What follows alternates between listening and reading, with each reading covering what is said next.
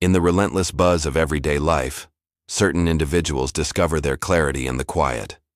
They are the ones who observe more than they utter, who perceive the dance of shadows on a wall and ponder the flow of moments, the perpetual shift of all things.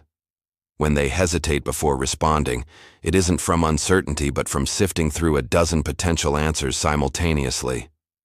These are the profound minds, those who dwell longer in their internal realms than in external chatter. They can expand a single instant into a cosmos of reflection. Yet if you've ever been among them, you understand it's no simple path. Because possessing a deep intellect isn't solely about smarts. It's about perceptiveness. It's about detecting the hidden strata in what others ignore. It's both a blessing and a weight. And to truly comprehend them, you must grasp the strain between their inner universe and the outer world. Most assume that excessive thought leads to muddle. But for a deep thinker, cognition is as essential as air. It's their method for digesting reality. They don't merely notice a tree. They discern its roots in the earth, its reach toward the sun, how its life silently mirrors their own. They uncover symbols in the mundane. A discussion transforms into an exploration of feeling. A hush becomes an inquiry. A look becomes a narrative. Psychologically, deep thinkers exhibit what experts term high-trait introspection, a propensity to examine not only external events, but also internal experiences. They are perpetually hunting for significance, asking why, not to be obstinate, but because why is their lifeblood. This correlates with activity in the brain's default mode network, which ignites during periods of contemplation or reminiscence. It's the same circuit that activates with innovation, imagination, and recall. So, the deep thinker's consciousness is a whirlwind of linkages, endlessly braiding, contrasting, reflecting. But this very capacity can be isolating. For while others navigate life by reacting, deep thinkers are perceiving. They delay, they detect nuances, they reflect before speaking, and often, when they're prepared, the discussion has shifted. So they remain mute. And that silence is misinterpreted as apathy, when it's actually profundity. A deep thinker doesn't merely wish to converse, they yearn to comprehend. They thirst for substantial dialogues, ones that plunge beneath trivialities into fears, aspirations, the framework of the human spirit. Superficial talk drains them, because while many paddle in the shallow waters of daily existence, deep thinkers are submerged in the abyss of idea, seeking treasures. However, that depth carries a cost. It frequently leads them to overanalyze.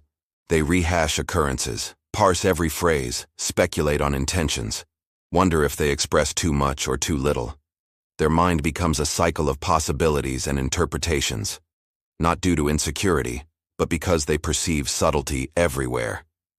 Each decision holds multiple meanings. Each sentiment has concealed origins, and their brain won't cease until it uncovers the core. There's a concept in psychology known as meta-cognition, the skill of reflecting on your own thoughts. Most employ it sporadically. Deep thinkers inhabit it. It's as if they're eternally observing their cognitions from a distance, questioning them, reorganizing them, striving to decipher their designs. This renders them remarkably self-aware, yet also susceptible to self-questioning. Because when you're conscious of everything, you also view all your imperfections in sharp relief. A deep thinker doesn't just inquire, "What do I desire?" They ask, "Why do I desire it? What is the source of that craving? What outcomes follow if I attain it or not?" They scrutinize affection, drive, dread, memory, until they can nearly grasp these intangible elements. But in doing so, they sometimes forfeit the straightforward delight of mere being. They forget that not all requires decoding. Some things are meant to be experienced.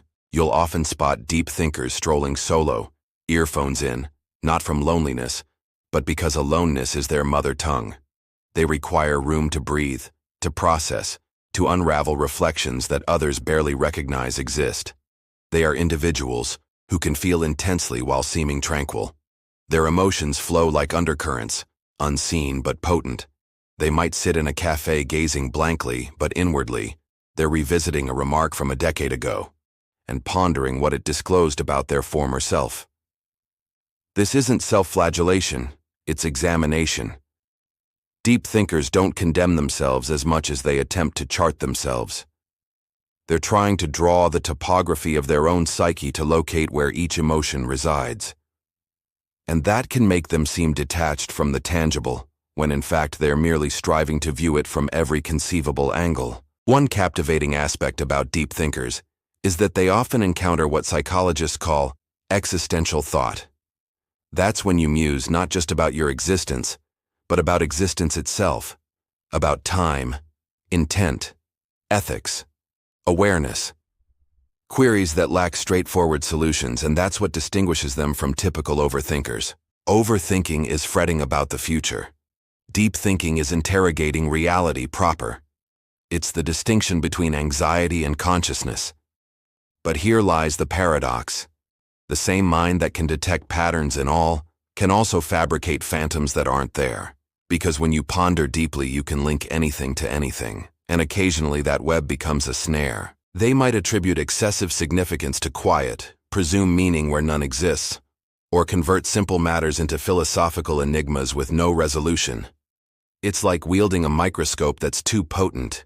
You start seeing details not meant for such scrutiny. Still, it's that identical depth that makes them immensely inventive. Many of history's pivotal thinkers, Einstein, Da Vinci, Jung, were deep thinkers. They spotted the invisible threads binding concepts. They approached problems from angles nobody else did. Because when your mind never stops questioning why, you ultimately discover solutions others overlook. But in contemporary society, deep thinking isn't always praised. We inhabit a world that prizes speed, output, and assurance. Halting to reflect can appear as indecision. Silence can seem like frailty. Intricacy can look like bewilderment. So, deep thinkers often conceal their depth to blend into a world that operates quicker than their mind does. They nod during conversations, even when they dissent. They smile politely while their thoughts voyage light years away. And after everyone departs, that's when their genuine dialogue commences inside their own head. There's a solitude in that sort of internal life because deep thinkers frequently ache for connection, but only the kind that feels authentic. And sincere connection demands openness. But not everyone wishes to plunge that deep. So deep thinkers remain cautious. They become discerning, watching quietly until someone exhibits signs of depth too. Only then do they unlatch the door. And when they do, it's not partially. It's completely. They'll share their anxieties, their dreams, the things they scarcely admit to themselves because deep thinkers don't deal in half measures. But that vulnerability can rebound because when you view the world in grays, you anticipate others to as well. You presume people signify what they say, that honesty is the norm. But not everyone functions from that depth, so when reality diverges from their expectations, it wounds more deeply. Not because they're brittle, but because they've invested so much significance into everything. To a deep thinker, even a minor betrayal feels monumental. Even a brief kindness can restore their belief in humankind. Everything carries weight, and that's the dual-edged blade. For deep thinkers, every notion is vibrant, every sensation reverberates. They can't desensitize themselves even when they crave to. They sense the burden of things others overlook. The manner a stranger evades eye contact. The way laughter dissipates when the instant passes. The way people vow forever while already contemplating tomorrow. They don't just see what is, they see what might have been. There's a theory in psychology termed depth processing, the inclination to encode experiences with rich meaning and emotional ties. This means that when deep thinkers recall something, they don't just retrieve facts, they retrieve how it felt, what it represented, what it could have meant. So they carry memories not as snapshots, but as whole ecosystems of sensation. That's why nostalgia strikes them more intensely. It's why they can hear a song and abruptly be transported to a version of themselves that's vanished. But this isn't merely emotional intensity, it's how their brain is wired. Studies indicate that people who engage in reflective and abstract thought possess stronger neural links between the emotional and analytical brain regions. They literally think and feel concurrently. That's why they can't simply switch off their reflections. Their emotions are interwoven with their logic. To them, feeling is reasoning, and sometimes that renders them misunderstood. People might label them aloof or theatrical or overly complex, but what they truly are is cognizant. They see the concealed structure behind everything. How fear masks itself as rage. How love conceals itself behind arrogance. How people project what they can't embrace. And once you see that profoundly, it's arduous to unsee it. It's hard to live simply when you've realized how intricate everything is. Deep thinkers often struggle to remain in the now, not because they don't want to, but because their mind exists across timelines. They replay the past, dissect the present, and envision 100 variations of the future simultaneously. It's draining, but it's also exquisite because it means they can discern possibility where others see conclusions. They can find meaning even in anguish. And that's what grants them resilience, because to a deep thinker, even suffering is data. It educates them about themselves, about the world, about truth. But perhaps the most challenging aspect of being a deep thinker is learning when to cease thinking, when to release the need to comprehend all, when to accept that some answers don't exist yet, because meaning, no matter how fervently we pursue it, is something we construct, not something we find. And that's the silent irony. The same mind that searches endlessly for truth eventually learns that peace isn't in solutions, it's in presence. It's in sitting under a sky that doesn't clarify itself but still feels boundless. It's in learning to coexist with questions and still feel whole. Because maybe that's the ultimate phase of deep thinking. Not knowing more but requiring less. Not dissecting everything to oblivion, but comprehending that depth isn't about sinking in thought. It's about perceiving clearly enough to float. You can typically identify a deep thinker not by their speech, but by the gaps between their words. That pause before they talk, where their mind is filtering through strata of reflection, isn't hesitation, it's accuracy. They're seeking the most genuine version of what they intend. Because words hold importance to them, they understand how language molds reality, how a statement can mend or injure, and so they speak cautiously, sometimes too cautiously, which can make others think they're timid or withdrawn. But the reality is, they're hearing everything, the tone, the implication, the silence between lines. Because to them, communication isn't just about what's voiced, it's about what's sensed. Psychologically, this sort of awareness is connected to high empathy and pattern detection. Deep thinkers are continually interpreting emotional data. They notice micro-expressions, slight vocal changes, minor shifts in energy that disclose what someone isn't saying aloud. That's why they can often detect when something is amiss, even when nobody else can. It's not supernatural, it's attentiveness. They process the world like an emotion detective, scanning for designs others miss. But this kind of mind has a peculiar side effect. When you can see through things, it's hard to remain ignorant. You start noticing inconsistencies. How people state one thing and do another. How society celebrates happiness while concealing its sorrow. How perfection is a mirage we're all instructed to chase. And once you start seeing that clearly, it alters how you relate to the world. You stop craving superficial approval. You crave verity instead. That's why deep thinkers are often attracted to art, philosophy, writing, or seclusion. Not because they're escaping life, but because they're attempting to understand it. They need spaces where their minds can expand without criticism. They find solace in books, in music, in lengthy walks where thoughts can unfold freely. They might not converse much, but when they do, it's with purpose. They prefer discussions that stir something, concepts that linger after the dialogue ends.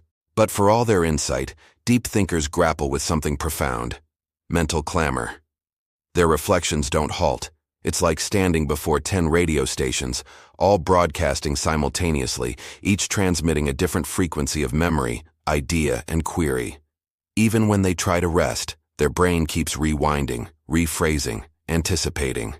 And while most people can divert themselves with noise, deep thinkers submerge in silence, because silence magnifies everything inside.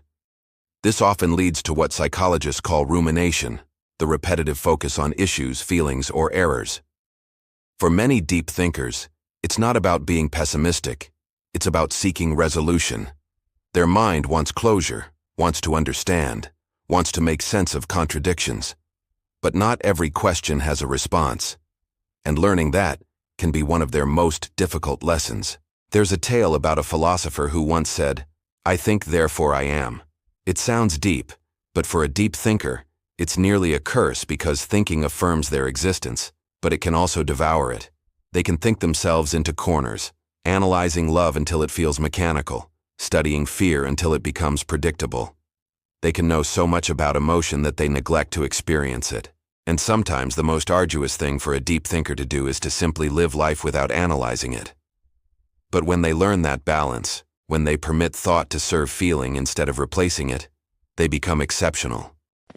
Because deep thinkers at their peak are bridges. They link logic with empathy, intellect with intuition. They can examine pain and still hold sympathy for it. They can see the flaws in humanity and still opt to love it. That's rare. That's wisdom, not just knowledge. A deep thinker doesn't view people as good or evil. They see them as narratives.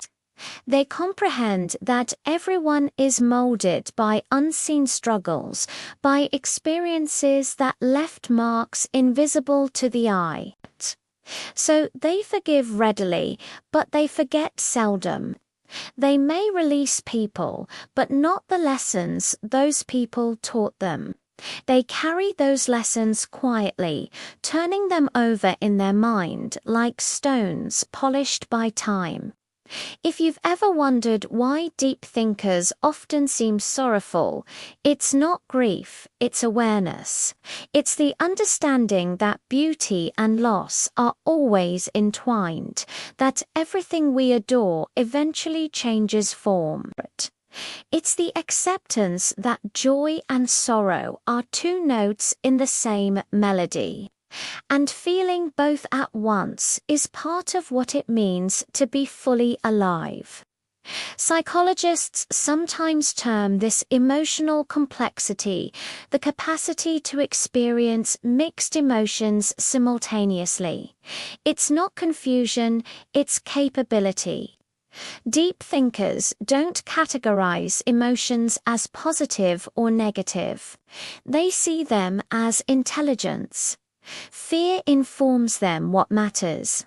Sadness unveils what they cherish. Joy reminds them what to safeguard. To them, every sentiment has significance if you attend long enough. But here's something many fail to realize about deep thinkers. They're not always solemn. In fact, some of the most humorous individuals you'll ever meet are deep thinkers. Because when you grasp the absurdity of life, humor becomes a form of insight. They laugh not because they don't care, but because they see how fragile everything is, and laughter is how they hold it lightly. They know that sometimes the only sane reaction to a chaotic world is to smile at its madness. Still, deep thinkers often feel misinterpreted. They can come across as remote or enigmatic, when in truth, they're just absorbed in thought. They're not ignoring you. They're processing multiple layers of what you just said. They're trying to grasp not just your words, but your aim, your tone, your emotion. They don't speak to win. They speak to connect. And when that connection doesn't occur, they withdraw. Not out of arrogance, but protection. Because here's the truth. Deep thinkers feel profoundly. They might seem calm externally, but internally emotions swirl like a tempest beneath still waters. They can sense tension in a room, detect when someone's grin is insincere, feel the weight of unspoken words, and that sensitivity, while powerful, can also make life overwhelming. They absorb too much. They pick up energies that aren't theirs. And that's why they often need solitude to detox from the emotions of the world. Alone, they reset, they journal, reflect, gaze out windows, think about all and nothing, and in that quiet, they find themselves again. It's not loneliness, it's renewal. Because for a deep thinker, solitude is where lucidity dwells. It's where the din fades and they can finally hear the silent truth within them. But deep thinking without anchoring can become a vortex.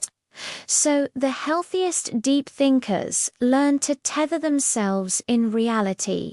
They practice mindfulness, creativity, or service something that links their inner world to the outer one. Because without expression, thought becomes burdensome.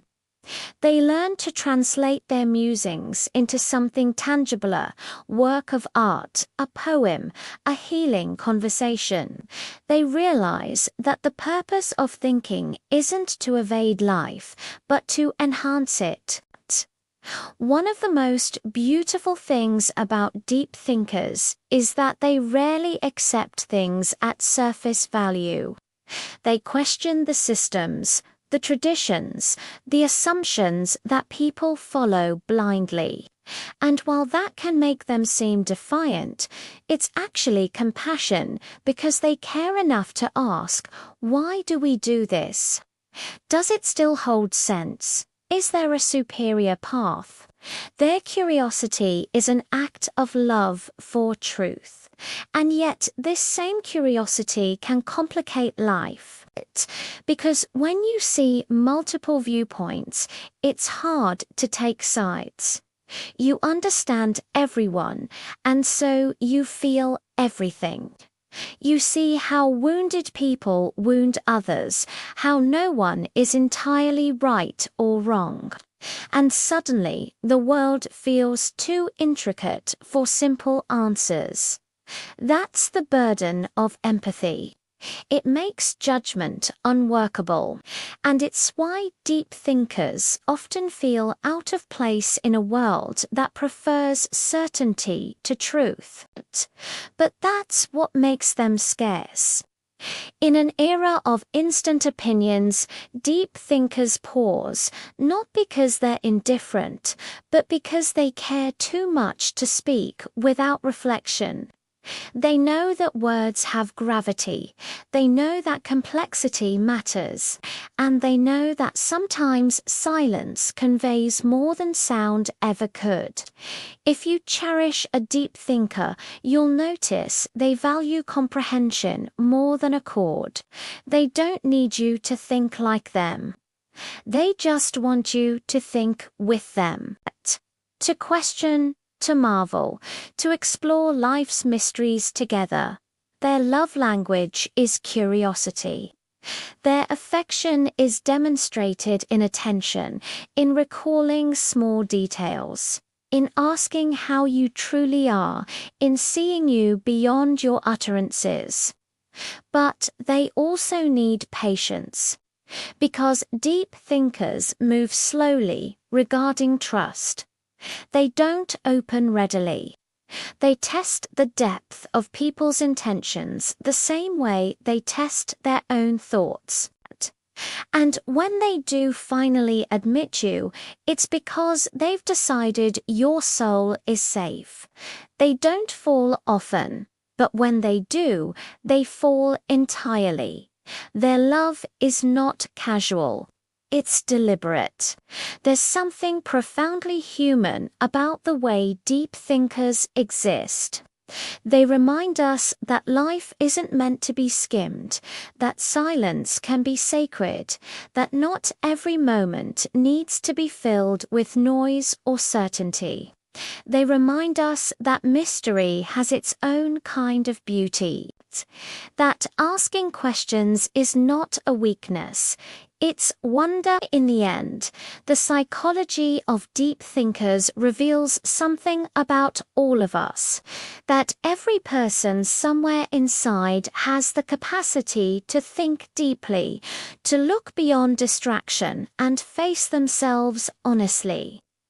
We just forget in the rush of life how powerful stillness can be. Maybe that's why deep thinkers exist, to slow the world down a little, to remind us that thought, when done with intention, is an act of love.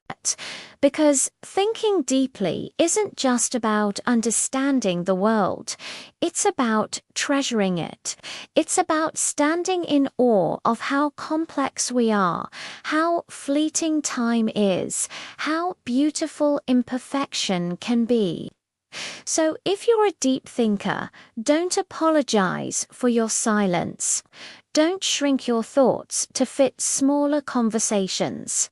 The world needs minds like yours, people who can see the invisible, question the obvious, and find meaning in the ordinary. You might not always belong, but you were never meant to. You were meant to see through.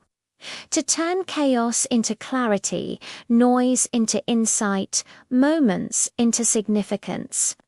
Because deep thinking isn't just a way of comprehending life, it's a way of honoring it.